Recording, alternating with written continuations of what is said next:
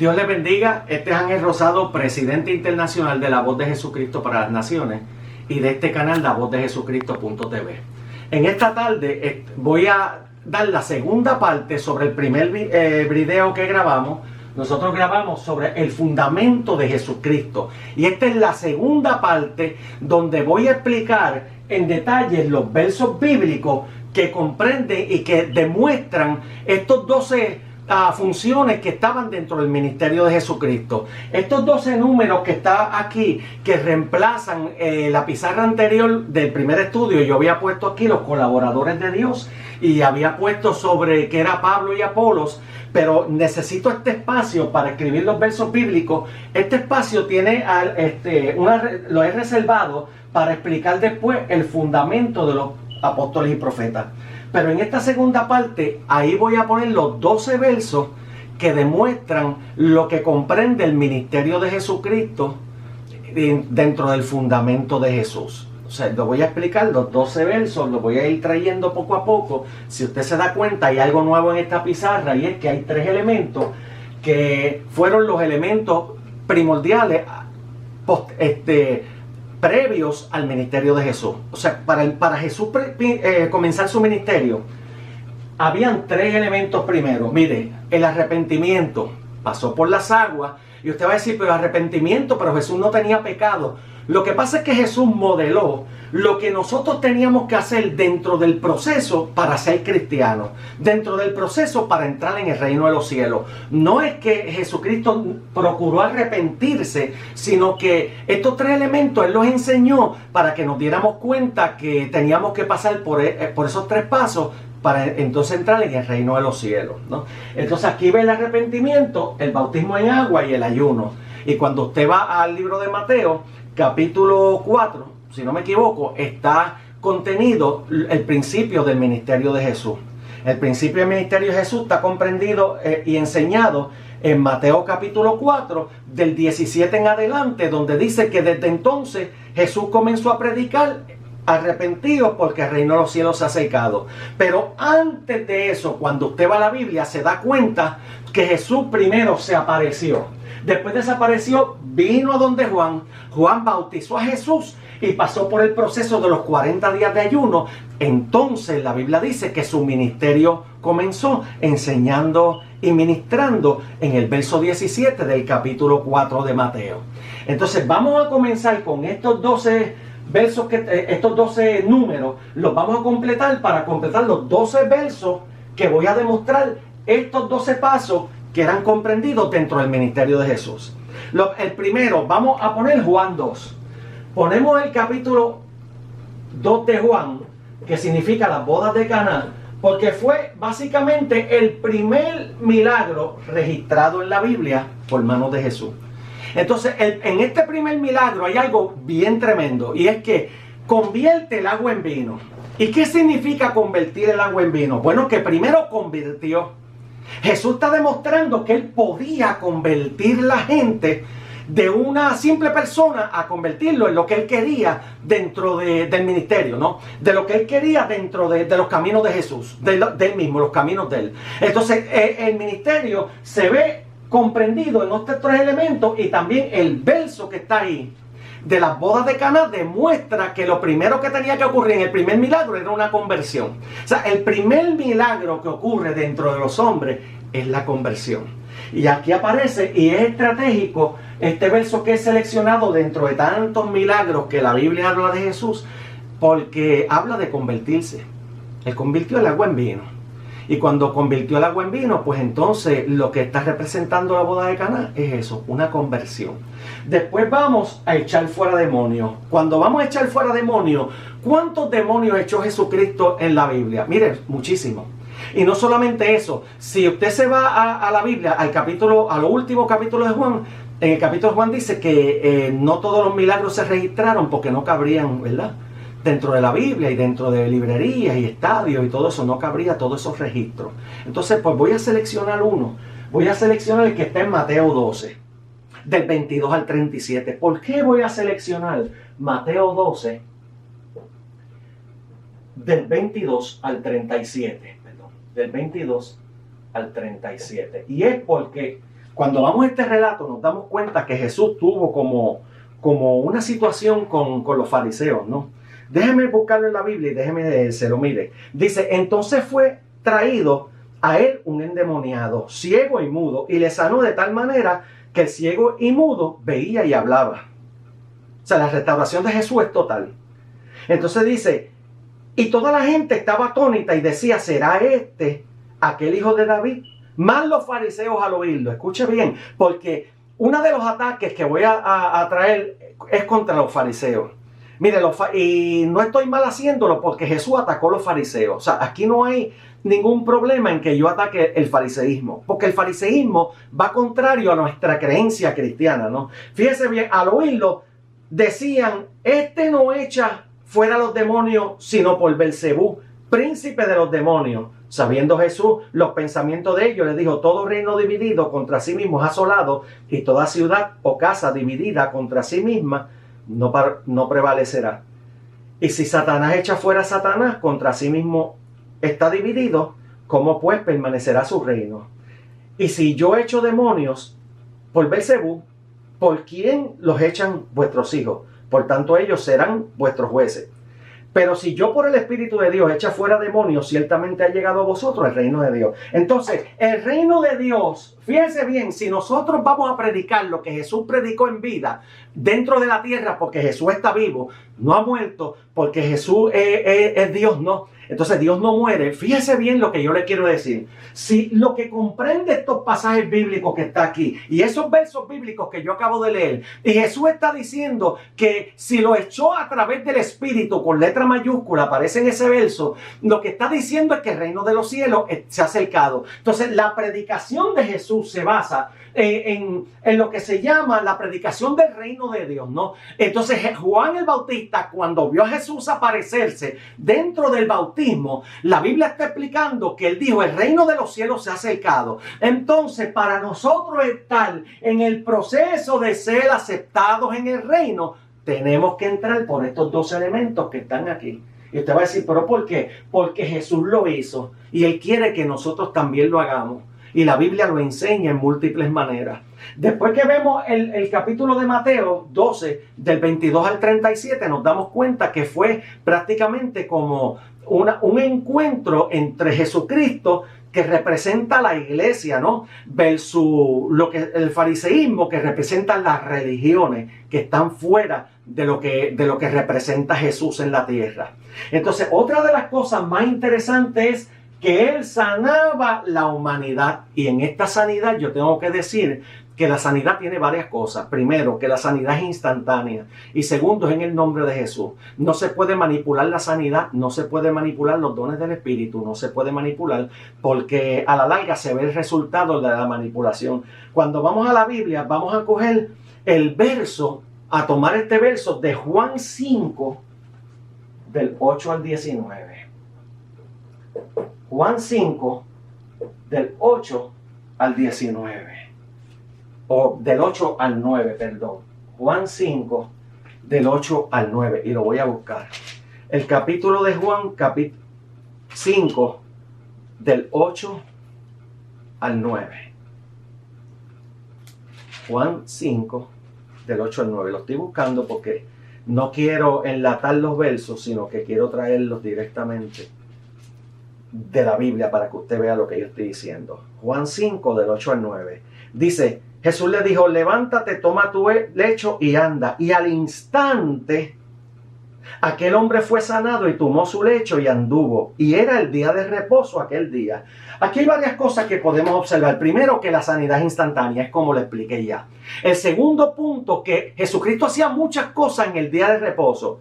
Entonces, aquí hay algo que es chocante. Porque los fariseos se enfocaban mucho en el día de reposo y acusaban a Jesús con el día de reposo. Y Jesucristo le demostró a ellos que el día de reposo era el día del Señor, ¿no? Y si es el día del Señor, pues entonces es el día donde Dios posiblemente va a hacer grandes cosas. Aún en este tiempo, ¿verdad? Pues Jesús va a hacer grandes cosas y hay gente que lo detiene en el momento donde se ven los milagros. Hay gente que no cree en los milagros. Hay gente que actúa como estos fariseos, que inmediatamente Jesús hace algo grande, ellos se detienen a traer una regla quizás dogmática, donde este dogma pues está comprendido en la religión farisea y no en el cristianismo. Cuando nosotros vamos a darle forma a estos 12 elementos que están aquí, o 12 pasos, para que usted pueda entender que el ministerio de Jesús, de la misma forma que Jesús lo hizo, en otro video voy a grabar sobre la parte donde nosotros vamos a continuar el ministerio de Jesús. Fíjense bien que después habla sobre resucitar muertos. Entonces, cuando habla de resucitar muertos, tendría que ir al verso clásico, ¿no? A la resurrección de Lázaro. Juan, capítulo 11. Y en Juan capítulo 11 tendría que ver que también hay una intervención de la gente, porque pues no vieron la resurrección, pero se enfocaron en cosas que no tienen que enfocarse la gente cuando Jesucristo hace los milagros. No siempre vamos a ver la intervención de gente que cuando la manifestación de Dios se ve, pues siempre van a presentar oposición. Y en Juan capítulo 11 vemos que Lázaro es resucitado a través de Jesús. Y tengo que traer porque es el caso más clásico de la resurrección. No solamente Jesús resucitó a Lázaro, sino que también habló sobre que Él era la resurrección. O sea, Jesús es la resurrección. Y esto hay que aclararlo porque antes de que Jesús subiera al cielo y resucitara, nadie había ido al cielo. Y cuando usted lo ve contenido en la Biblia, en Juan capítulo 3, versos del 13 en adelante, nadie subió al cielo, sino el que descendió del cielo, el Hijo del Hombre que está en el cielo. Fíjense bien entonces que la resurrección de los muertos es parte, y en el próximo video yo voy a probar que los discípulos, los apóstoles, pasaron por el mismo proceso. Predicaba a toda criatura, y aquí seleccioné Juan 3:16. ¿Por qué? Porque cuando vemos Juan 3:16, que de tal manera amó Dios al mundo que entregó a su Hijo unigénito para que todo aquel que él cree no se pierda, mas tenga vida eterna, estamos viendo que incluyó toda criatura en este pequeño y hermoso verso. Incluyó la criatura. Y lo tengo que decir de esta forma para cuando usted se encuentre con predicadores que hablan mucho de la predestinación y hablan mucho de la salvación, y que la salvación no se pierde o la salvación se pierde. Mire, eso es otro video que yo voy a grabar. Pero lo que le quiero decir es que este verso es estratégico para que usted se dé cuenta que Él amó la humanidad completa. Porque fíjese que dice que amó al mundo. No dijo la iglesia, amó al mundo entero. De tal manera amó al mundo que entregó a su Hijo unigénito. Y Juan 3:16 comprende ese milagro, ¿verdad? De haber entregado a Jesucristo, para que entonces la gente, a través de ese milagro de haberse entregado a sí mismo para nosotros, pues todos alcanzamos la salvación por medio de la crucifixión de Jesucristo. El otro es que enseñaba. Y cuando hablo de enseñar, tengo que ir a Mateo 5. ¿Por qué? Porque Mateo 5, según lo que yo he enseñado a través de los años, es la constitución de la iglesia. O sea, Jesús en Mateo 5, cuando habla de las bienaventuranzas, está hablando sobre la constitución de la iglesia. ¿Sobre qué bases está fundada la constitución del fundamento de Jesucristo? Y está compuesto de estos elementos contenidos en la predicación de las bienaventuranzas. En Mateo 5 menciona diferentes áreas de lo que trae el propósito del ministerio de Jesús. Entonces, por eso tomé Mateo 5 de tantas cosas que enseñó Jesús. Imagínense que Jesús enseñó a los 12 años y dijo que el verso de Isaías se había cumplido en él. Y mucha gente me ha preguntado antes, pero ¿por qué a Jesús no lo expulsaron de la sinagoga en ese momento? Bueno, porque a los 12 años, para el pueblo judío, ¿verdad? Los judíos pues ya son adultos. Entonces él tenía derecho a hablar.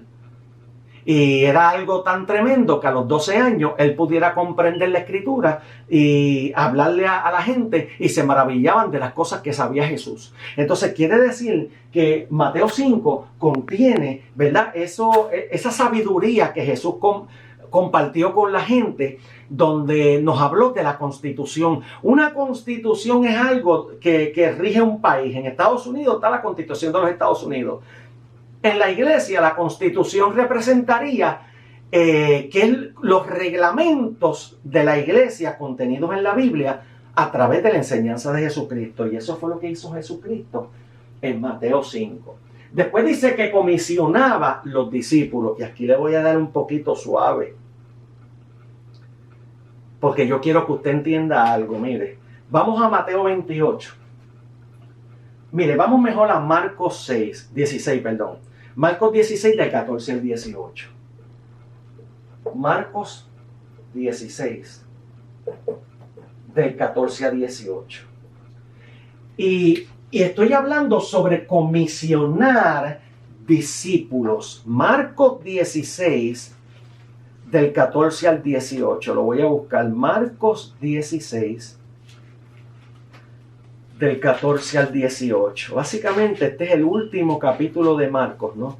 Donde está explicando qué era lo que quería Jesucristo de la gente que le sigue y qué era lo que representaba la gran comisión. Fíjese bien que el título de ese pasaje sería Jesús comisiona a los apóstoles. O sea que para usted ser apóstol de Jesucristo, usted tiene que ser comisionado. Y para ser comisionado tiene que ir a los pasos que contiene la gran comisión. Y la gran comisión, mire los pasos, yo se los voy a leer. Dice, finalmente se apareció a los 11 mismos, estando ellos sentados a la mesa, y les reprochó su incredulidad y dureza de corazón, porque no habían creído a los que le habían visto resucitado. Y les dijo, id por todo el mundo y predicad el evangelio a toda criatura. El que creyere y fuere bautizado será salvo, mas el que no creyere será condenado. Y estas señales seguirán a los que creen. Y aquí hay un conflicto. Aquí hay un conflicto porque esto es lo que nos divide a veces como cristianos de diferentes denominaciones.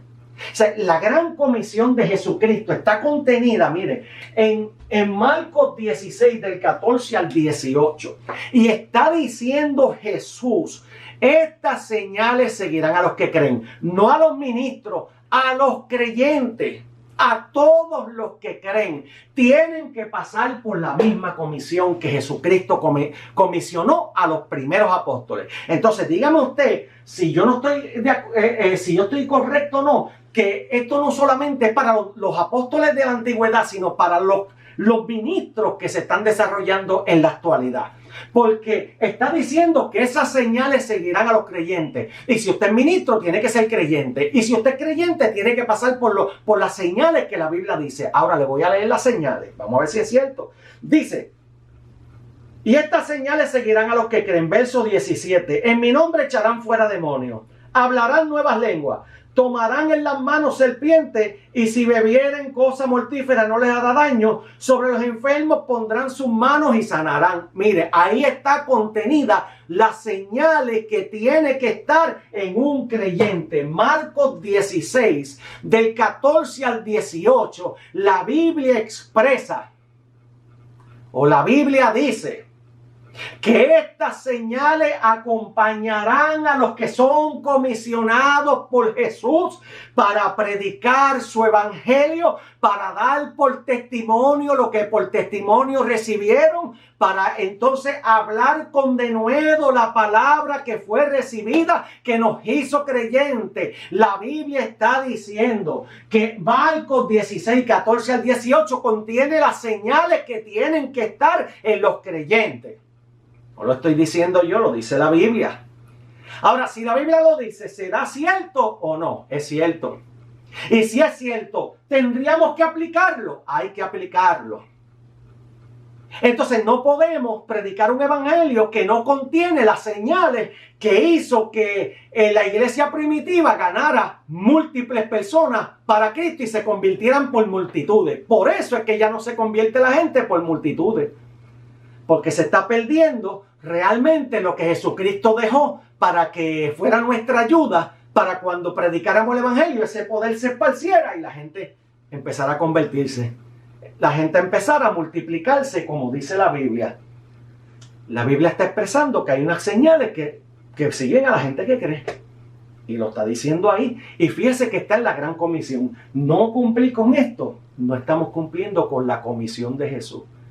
¿Y cuál es la comisión de Jesús entonces? Bueno, la comisión de Jesús sería la firma de la Constitución que él predicó en la bienaventuranza. Sería la firma de esa Constitución. O sea, Jesús dejó una Constitución escrita, que está escrita en la Biblia, contenida de que las cosas que vamos a hacer, las vamos a hacer mayores que él, porque pues él iba al Padre. Y si él iba al Padre, pues lo que está representando es que nosotros quedábamos en la tierra para cumplir su ministerio y darle continuación a lo que él había hecho en la tierra. Y el Espíritu Santo, de más está decir, que va a recordar todas las palabras que Jesucristo nos dejó, nos las va a recordar a nosotros para que nosotros podamos entonces entrar en la predicación que Dios quiere que entremos, entrar en los temas que Dios quiere que nosotros entremos, y no solamente eso, que cumplamos el ministerio en la misma forma que Él lo cumplió cuando estaba en la tierra. Y eso, la Biblia está explicando que esa es la gran comisión. Entonces dio dones a los hombres. Aquí hay otra controversia. Mire, Efesios 4, del 11 en adelante. Vamos a leerlo. Vamos a darle lectura a Efesios 4, del 11 en adelante. Y usted se va a dar cuenta si la interpretación que estamos aquí dando es correcta. Efesios 4, del 11 en adelante. Lo estoy buscando. Efesios 4, del 11 en adelante. Y cuando, mire, aquí les he enseñado a la gente en este canal a honrar los contextos y a honrar los títulos de los pasajes, para entonces entender por qué es que esos pasajes están escritos específicamente bajo ese título y bajo ese contexto. Mire qué sencillo. Cuando usted va al verso 1 del capítulo 4 de Efesios, se va a dar cuenta que está hablando sobre la unidad del Espíritu. Entonces, no es la primera vez que se ve en la Biblia la unidad del Espíritu, porque cuando usted va a Pentecostés, en Hechos 2, estaban unánimes juntos. Tenía que haber una unidad de espíritu. ¿Cómo se puede lograr esa unidad de espíritu en la iglesia? Vaya a Hechos capítulo 2, donde está en Pentecostés, y usted se va a dar cuenta lo que va a hacer que la iglesia esté en la misma unidad, en un mismo sentir y en una misma predicación, bajo lo que Jesucristo estableció en el ministerio y en su fundamento bíblico. Mire qué tremendo. En Efesios 4:11, óigame a ver si yo tengo razón. Yo hablé de constitución en Mateo 5, donde está hablando de las bienaventuranzas. Entonces, una constitución constituye. Si la constitución constituye, Efesios 4:11 comienza con la narración bíblica que dice, Efesios 4:11, lo voy a leer para que usted vea. Dice, y él mismo constituyó a unos apóstoles, otros profetas, otros evangelistas, otros pastores y maestros. Entonces, cuando usted ve pastores y maestros, pues como tiene una I en el medio, mucha gente obvia la gramática y empieza a poner que pastores y maestros es lo mismo. Y no es lo mismo. No es lo mismo, son 5 ministerios. Y eso lo voy a explicar después en otro video que voy a grabar sobre los ministerios en la Biblia. Y si los ministerios están activos o no. Que ese es otro issue que estamos viendo. Otro problema que estamos viendo en los predicadores modernos. Mire qué tremendo. Están cogiendo la Biblia y prácticamente están dándole su propia interpretación cuando la Biblia enseña lo contrario. Y enseñan lo contrario a lo que la Biblia dice. Porque cuando yo grabe el tercer video, voy a hablar sobre el fundamento de los apóstoles y profetas. Y está ahí. Entonces, ¿estará activo el fundamento de Jesucristo? Ahí es donde va a ver, usted se va a dar cuenta si nosotros estamos enseñando bien en este canal. Fíjese bien, dice el capítulo 11, el capítulo 4, verso 11. Y él mismo constituyó a unos apóstoles, a otros profetas, a otros evangelistas y a otros pastores y maestros, a fin de perfeccionar a los santos para la obra del ministerio, para la edificación del cuerpo de Cristo. Entonces, si nosotros estamos hablando del fundamento como una edificación, entonces los ministerios tienen que estar activos. Porque está hablando que esos ministerios son para perfeccionar. Perfeccionar a los santos para la obra del ministerio, para edificación del cuerpo de Cristo. Entonces la pregunta pertinente sería, ¿somos nosotros el cuerpo de Cristo? Sí. Si somos el cuerpo de Cristo en la actualidad, tendremos que tener esos 5 ministerios para perfeccionar a los santos conforme a lo que dice la Escritura en el verso 12 de Efesios 4. Entonces, también para el ministerio y la edificación. Ahora entonces vendría otra pregunta. ¿Todavía estamos edificando? Sí, porque cuando vamos a 1 Corintios 3:11, que dice que nadie ponga otro fundamento, no está explicando que no podemos edificar. Había gente que iba a edificar, inclusive después de Pablo. Porque Pablo mismo lo explica, que después de él venía gente a edificar. Pues si nosotros estamos edificando todavía, ¿en qué forma vamos a edificar? En la forma que la Biblia está enseñando. Entonces, Efesios capítulo 4, versos del 11 en adelante, está diciendo que los ministerios tienen que estar activos. Mire, yo sé que hay profetas falsos. Yo sé que hay apóstoles fraudulentos. Pero para que haya un apóstol fraudulento es porque está imitando uno que no es fraudulento. O sea, el fraudulento significa que está tratando de hacer lo que hace el que es correcto, pero se convierte en fraudulento por no estar haciendo los pasos escritos que nos dejó Jesucristo como su fundamento para enseñar y edificar la iglesia. Y ahí es que está el problema. El problema no consiste de que esto no exista en los ministerios hoy día y que lo que yo estoy enseñando aquí es incorrecto. Eso no es lo que está pasando. Lo que está pasando es que hay gente que está vamos a ponerlo, torciendo la Biblia y torciendo el propósito del fundamento de Jesucristo. Pero el fundamento de Jesucristo está activo. La edificación continúa. Pero tenemos que ir por los pasos que estoy enseñando aquí, que son los pasos correctos de la edificación bajo el fundamento de Jesucristo. Entonces quiere decir que Efesios 4:11 y el verso 12 está explicando que tiene que estar los ministerios activos para que sigamos edificando el cuerpo de Cristo. Porque Jesucristo viene a buscar su iglesia y nosotros somos el cuerpo de Cristo. Mire esto, vamos a seguir. Vamos al 9. Estableció ministerio. ¿Cómo Jesús estableció ministerio? Vamos a poner 4 pasos que tienen que ocurrir en el ministerio. Porque podríamos poner de nuevo Efesios 4:11. Mire, voy a hacer esta flechita para que usted se dé cuenta que el 8 y el 9 se pueden tomar por el mismo. Estos 2 pasos se podrían demostrar con el mismo verso. Pero le voy a traer 4 pasos que tienen que ocurrir para que usted sea parte de la gente que va a llevar el ministerio y va a llevar la palabra de Jesús conforme a su fundamento. Mire, llama, escoge, capacita y envía. Llama, escoge, capacita y envía. ¿Y cómo se puede ver esto? Mira, la Biblia dice que muchos son los llamados y pocos los escogidos. Entonces los escogidos fueron antes de ser apóstoles, porque todo el mundo quiere ser apóstol hoy. ¿Entiendes? Todo el mundo quiere ser profeta, todo el mundo quiere ser apóstol, todo el mundo quiere ser grande, excepto Juan el Bautista, que nos enseñó a nosotros que el ministerio de nosotros. Miren, yo no estoy de acuerdo cuando yo veo gente que el ministerio tiene el nombre de la persona. El evangelista se llama fulano y el apellido de tal, entonces fulano de tal ministries. ¿Por qué estoy en desacuerdo? Porque el ministerio nunca es nuestro. Nosotros administramos lo que Jesús dejó. Él es el dueño del ministerio. ¿Entiendes? Por eso es que en vez de tener nuestro nombre, exaltamos a Jesús, inclusive con el nombre del ministerio. No podemos ponerle nuestros nombres propios. Es una modalidad errónea. Porque el ministerio nunca es nuestro. Administramos los dones, administramos las pertenencias de Jesús, los talentos de Jesús. Todo lo que Jesús dejó es lo que estamos administrando. Pues es imposible que tenga mi nombre. Ahora, mire qué interesante. Cuando vamos aquí al 10, al 9, donde estoy aplicando llama, escoge, capacita y envía, ahí está la gran comisión. Porque Jesús llamó a los discípulos, los escogió y los confirmó. Que ninguno de estos se pierda. La oración de Jesús. Que no se pierda ninguno de los que me entregaste en tus manos. Esos son escogidos. No son escogidos todo el mundo, porque ahí es donde viene la falsa doctrina de la predestinación.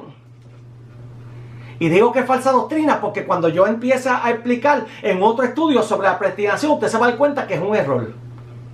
Es un error.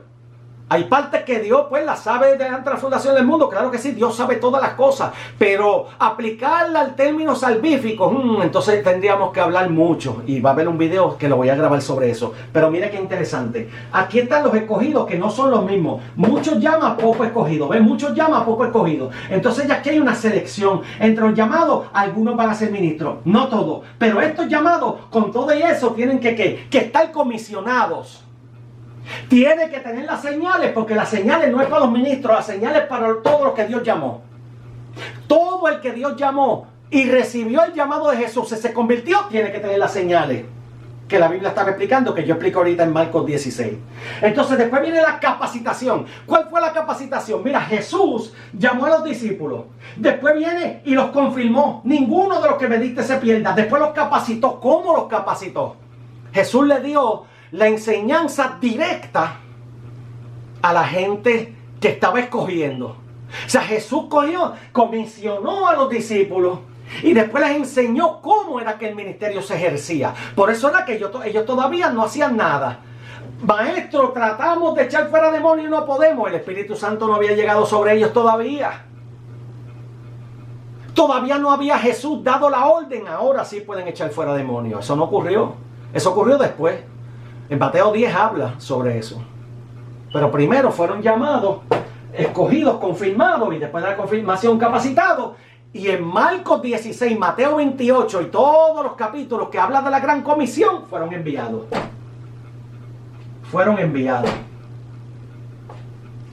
Esos 4 elementos no pueden faltar en un ministerio. Y yo había explicado en el capítulo anterior, en el episodio anterior que estábamos grabando del fundamento de Jesucristo, mire, un verso clásico que está aquí, Hechos 13. En Hechos 13 dice que el ministro tiene que ser llamado directamente por el Espíritu.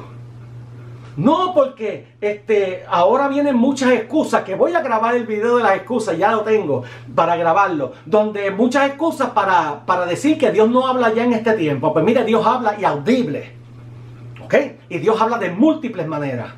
Y lo voy a demostrar por la Biblia según vaya grabando un video tras otro. Voy a demostrar que la gente que confiesa y que vive a través del Espíritu tiene que ser guiada a través del Espíritu, como por la voz del Espíritu. La voz del Espíritu. La voz del Espíritu confirma. Fueron enviados. La Biblia lo explica. El 10. Vamos a escoger entonces Hebreos 12. Teológicamente, Hebreos 12 viene, no teológicamente, después de Hebreos 11, ¿verdad? Entonces, Hebreos 11, ¿qué habla Hebreos 11? De la fe. Y Hebreos 12, ¿qué habla? Bueno, si tú hablas de la fe, entonces tienes que investigar cómo surgió la fe. No, porque Hebreos 11 es la fe. Pues si Hebreos 11 es la fe, vamos entonces a buscar Hebreos 12 para entonces saber cuáles son los elementos de la fe. Porque la fe no puede ser ciega. La fe sin obra es muerta. El libro de Santiago contiene sobre un verso que dice que la fe sin obra es muerta. Cuando vamos al libro de los Hebreos, capítulo 11, nos damos cuenta que fue como el salón de la fama de la fe. Múltiples personajes que, ejerciendo la fe, hicieron grandes cosas para Dios. Claro, con la ayuda de Dios, porque la fe sin obra es muerta, pero no solamente eso, la fe tiene que venir con el autor de la fe. Entonces, si en Hebreos 11 está diciendo, fíjese bien, le voy a leer solamente el verso 1 para que usted se vaya condicionando el oído a la fe. Dice, es pues la fe la certeza de lo que se espera, la convicción de lo que no se ve. Y sin la fe no se puede hacer nada, porque dice aquí después el verso 2, que por la fe alcanzaron buen testimonio los antiguos. Entonces, si por la fe alcanzaron buen testimonio los antiguos, ¿qué está pasando con los modernos? ¿Será que no están ejerciendo la fe como es? Vamos a Hebreos 12.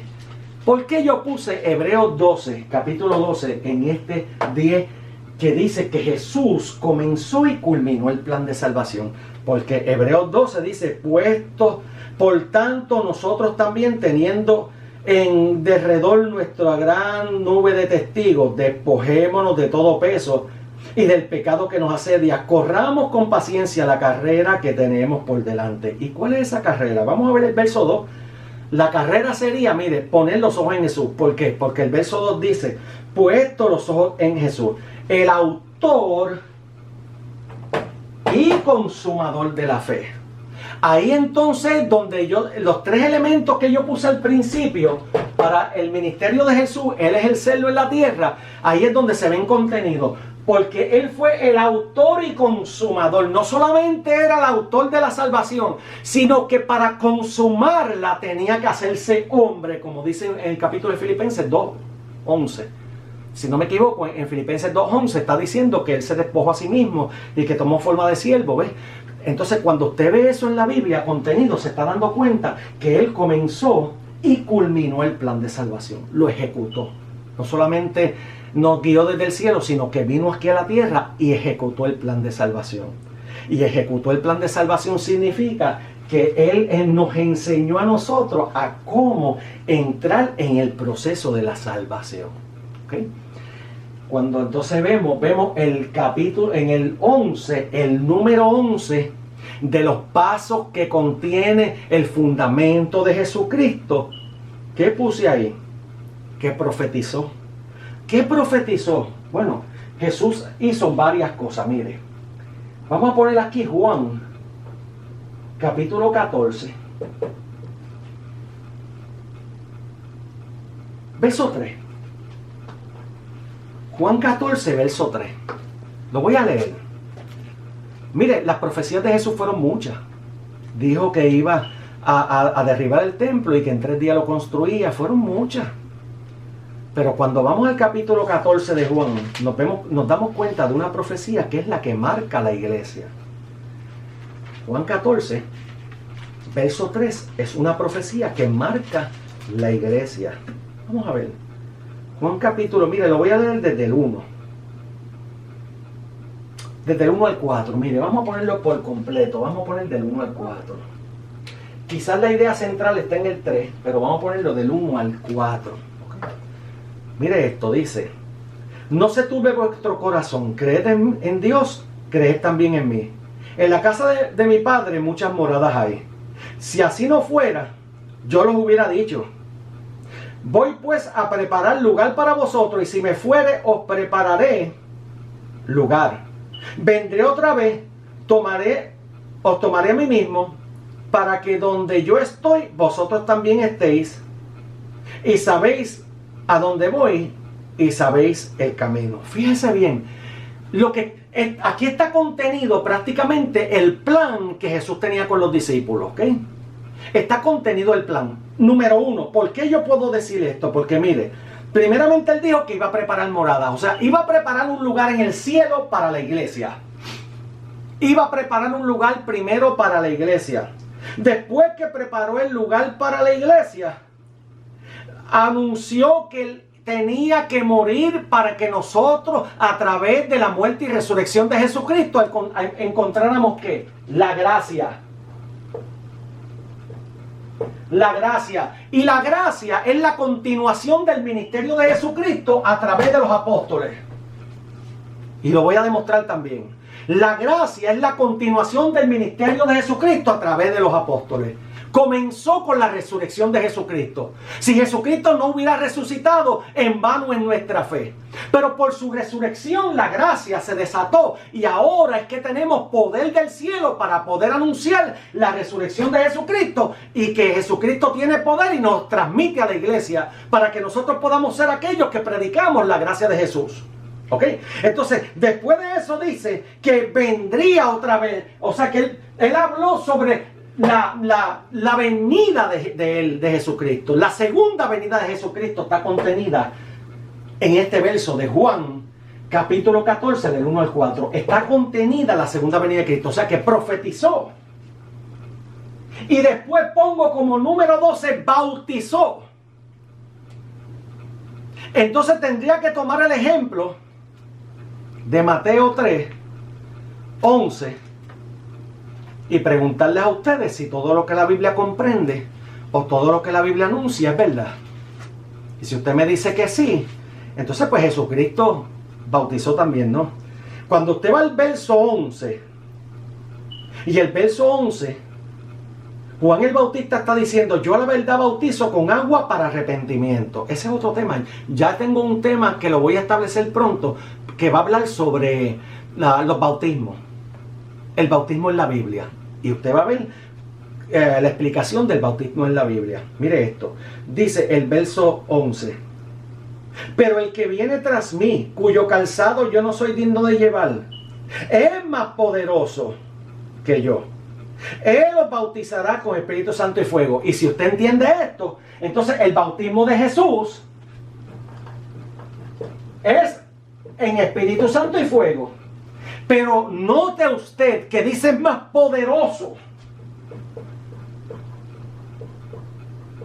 Y este poderoso está implicando ahí que el poder viene a través de esta composición del bautismo de Jesús. ¿Que cuál es? Espíritu y fuego. Espíritu y fuego. Esta composición de espíritu y fuego es la que desata el poder que Juan estaba describiendo. Este es más poderoso que yo. ¿Por qué? Porque Juan podía hablar de conversión, pero Jesús estaba hablando de poder. Es más poderoso en Espíritu Santo y fuego. Si tú quieres realmente, escúchame bien, que el poder llegue a tu vida, tú tienes que reclamar el Espíritu Santo y fuego. Está ahí. No soy yo que lo estoy predicando. ¿Ok? Está ahí contenido en la Biblia. Ahora, otra cosa que quiero hablar, otra cosa que voy a hablar es sobre la piedra angular. Y hablar de la piedra angular, por eso es que este edificio está aquí, dibujado. Y usted ve este cuadro que está aquí, y este triangulito, que no es un triángulo, se lo voy a decir desde ahora, es para que usted vea la diferencia en el edificio. No es un triángulo. Ese es otro concepto que nos han vendido, el triángulo. La representación de la divinidad de Jesús no es contenida en un triángulo. No se puede representar en un triángulo. Contradice lo que la Biblia explica. Está hablando la Biblia de una piedra angular. Y cuando hablamos de la piedra angular es este cuadrito que está aquí, mire, piedra angular. Déjeme ponerlo aquí.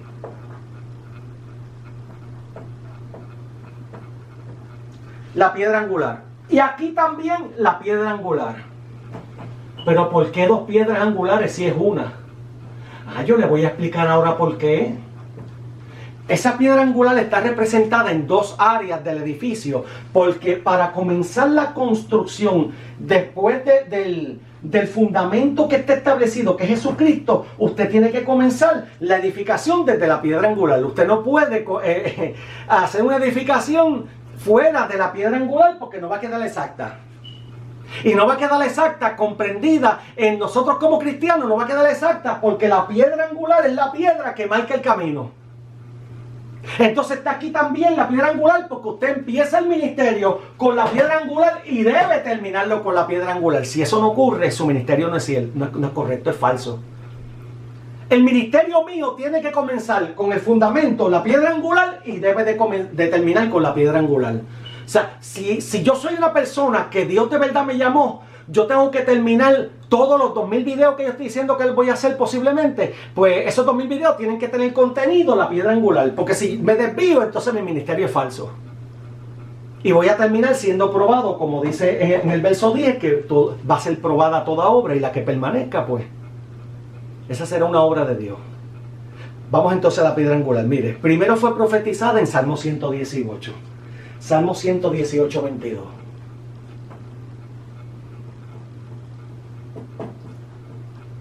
Fue profetizada. ¿Por qué? Porque la piedra angular viene del trono de David. Y cuando usted habla del trono de David, los que saben escatología saben que hay un pacto davídico. Y que ese pacto davídico comprende por el trono. Por eso es que Jesús decía que él venía de la genealogía de David, que iba a establecer el trono de David. Después aparecen también en Isaías 28, 16, 17. 16, 17. Ahí está hablando en contexto sobre los burladores. Los burladores van a chocar con la piedra. Entonces, cuando vamos a hablar de los burladores que chocarán con la piedra, enseguida vamos a mirar así para el mundo. No, porque hay muchos burladores dentro de la iglesia. Cuando empiezan a manifestarse las manifestaciones del Espíritu, entonces brujería. Entonces no solamente es brujería, sino que es algo que nos inventamos nosotros. Ahí están los burladores, no los vaya a buscar tan lejos si están en la casa. Acuérdese que el juicio de Dios va a comenzar por la casa primero, ¿entiendes? O sea, no vaya tan lejos a buscar, hay burladores dentro de la iglesia. Y se burlan pensando que lo que estamos haciendo, que está bien establecido ahí como fundamento de Jesucristo, es una falsa. Y cuando ocurre eso, pues entonces además está decir, fíjese que lo que están haciendo es prácticamente pues diciendo que nosotros estamos mal. Esos son burladores. Y entonces la Biblia lo está diciendo. En Isaías 28 lo explica. En Mateo 16, del 13 al 20, y Marcos 12:10, está la confesión de Pedro. Entonces cuando usted va a la confesión de Pedro, óigame bien para que usted vea. Y de eso viene un videito también para yo demostrar que quién es la roca. Pero en la confesión de Pedro, usted se da cuenta que Jesucristo está hablando que Él es la roca. Y lo puedo demostrar también en el libro de los Hechos 7:48 y en Corintios, que habla de la roca espiritual que lo seguía, que era Cristo. Después está en Hechos 17:24. Y en 1 Corintios 10:4, que es donde habla que la roca que seguía a aquellos que iban caminando era Cristo.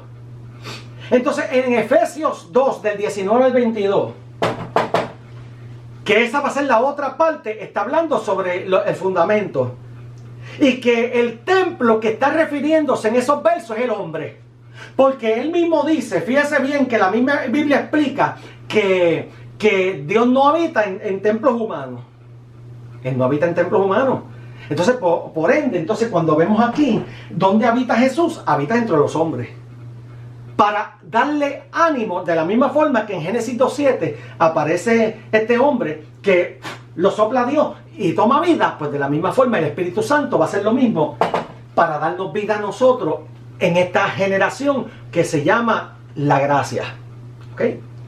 Y la manifestación del Espíritu Santo, según la Biblia.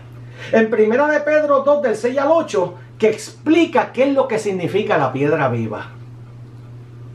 Y cuando vamos a Mateo 7, del 24 al 29, oiga para que usted vea, oiga bien lo que yo voy a explicar. En Mateo 7, del 24 al 29, mire, usted quiere comprender la voluntad de Dios, váyase a Mateo 7. Si Mateo 7 contiene muchas de las cosas de la voluntad de Dios escritas en Mateo 7. El del 24 al 29, comparada las obras con fuego. Y en la obra que no permanezca, está hablando de los dos cimientos. Hay un cimiento sobre la roca y hay un cimiento sobre la arena. Y si nadie le ha explicado lo que yo estoy diciendo, el cimiento sobre la roca es cuando usted edifica sobre el fundamento de Jesucristo. El fundamento sobre la arena es el fundamento de lo que están haciendo muchos ministros para complacer la humanidad. Porque la arena representa la humanidad. Entonces, si representa la humanidad, usted se va a dar cuenta que el fundamento de la arena está representando que usted está fundando su ministerio para complacer la gente. Y en Efesios 6 dice que no podemos agradar al ojo para agradar a los hombres, sino de corazón para agradar a Dios. Entonces quiere decir que está claro que esto que está contenido está hablando de la piedra angular que los edificadores, ¿qué hicieron? La desecharon. Si hay alguien que me esté escuchando, que sea contratista o arquitecto o ingeniero, como usted quiera, dígame usted si yo no estoy claro lo que significa la piedra angular. Y yo sé que cuando me llamen van a decir, usted está correcto en lo que está diciendo, porque la Biblia lo está explicando. Entonces la representación de esta piedra y de la piedra angular está diciendo que usted tiene que comenzar por el fundamento de Jesucristo. Y a lo largo de los días, cuando usted termine con su ministerio, con el ministerio que Dios le entregó para ministrar a usted, usted tiene que terminar con la piedra angular. Dios te bendiga.